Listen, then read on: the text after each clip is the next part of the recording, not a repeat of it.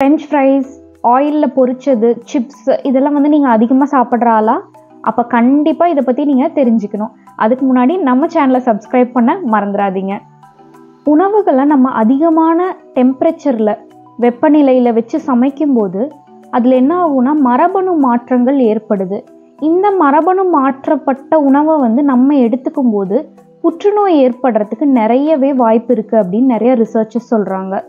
இந்த high temperature cooking அப்படின்னு எதெல்லாம் சொல்கிறாங்கன்னா பேக்கிங், ரோஸ்ட் பண்ணுறது, டீப் ஃப்ரை பண்ணுறது, இது எல்லாமே வந்து ஹை டெம்பரேச்சர் குக்கிங். ரொம்ப நேரம் வந்து நம்ம அடுப்புலேயே வச்சு சமைச்சிட்டே இருப்போம், அடி ஃபுல்லாக வந்து கருகி போயிடும், சில டைம் வந்து அதையே அப்படியே சுரண்டுவோம். ஸோ இதெல்லாம் வந்து ஹை டெம்பரேச்சர் குக்கிங். சில ஸ்டடீஸ் என்ன கண்டுபிடிச்சிருக்காங்கன்னா இந்த மாதிரி ஹை டெம்பரேச்சரில் குக் பண்ணும்போது உங்கள் உணவுகளில் வந்து அக்ரிலமைட் அப்படின்ற ஒரு பொருள் வந்து ஃபார்ம் ஆகுது.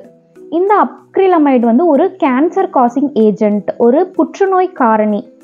ஸோ இந்த அக்ரிலமைடு என்னென்னலாம் வந்து கேன்சர் காஸ் பண்ணுன்னா கிட்னி கேன்சர், உங்களோட கர்ப்பப்பையில் எண்டோமெட்ரியல் லைனிங் இருக்கும் அந்த எண்டோமெட்ரியல் கேன்சர், ஓவேரியன் கேன்சர், கருமுட்டை கேன்சர். ஹை டெம்பரேச்சர் அப்படின்னு சொல்கிறது வந்து 120 டிகிரி செல்சியஸ்க்கு மேலே சமைக்கிறது வந்து ஹை டெம்பரேச்சர்னு சொல்கிறாங்க.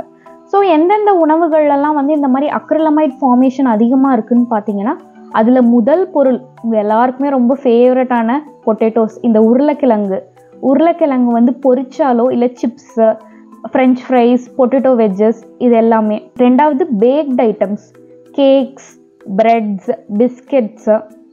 அண்ட் மூன்றாவது ரோஸ்டட் காஃபி பீன்ஸ். நம்ம காஃபி கொட்டைகளை வந்து அதிக டெம்பரேச்சர் வச்சு வறுத்தா தான் அவங்க வந்து அதை காஃபி பவுடராக மாற்ற முடியும். ஸோ இது. அண்ட் நான்காவது வந்து பார்த்திங்கன்னா உங்களோட பேக்டு ஃபுட்ஸ், இதில் எல்லாமே அக்ரிலமைட் கண்டென்ட் அதிகமாக இருக்குது அப்படின்ட்டு ப்ரூவ் பண்ணியிருக்காங்க. ஸோ நம்ம என்னென்ன விஷயங்கள்லாம் முன்னெச்சரிக்கையாக இருந்தோன்னா இந்த அக்ரிலமைட் வந்து நம்ம உணவில் குவியறதை தவிர்க்க முடியும்னு பார்ப்போம்.